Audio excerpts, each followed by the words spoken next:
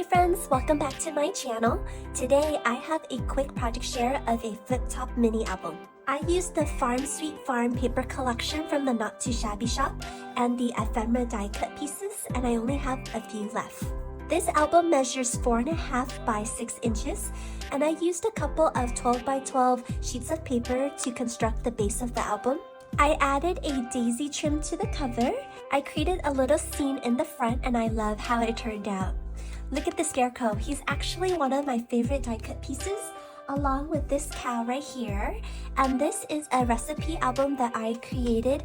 You can check out my video if you like, but I love this cow as well. So let's take a look at the inside. There's plenty of room for photos, and I love how the ephemera pieces matches the paper. So here's a cute little chick. And the next page, I added a pocket and I filled it with a cute little tag, and I stapled a ribbon, and I have a photo mat.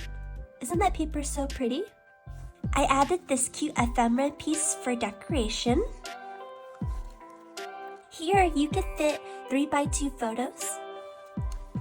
And I love these animals. They're just hanging out with friends. They're chilling. I really like the scene, so I didn't want to cover up the paper too much, but I did pop up the ephemera pieces with foam dimensional tape, just so that it could stand out from the background. Here's another spot for a 3 by 4 photo, and I decorated with these cute little ephemera pieces. Now this is the party page. These little cute animals are wearing party hats. Isn't it just adorable?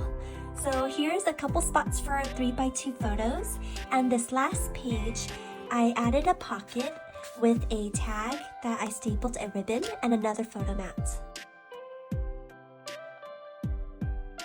So I really love how this turned out, and I hope you do too. Thank you so much for watching, and I'll see you in the next video.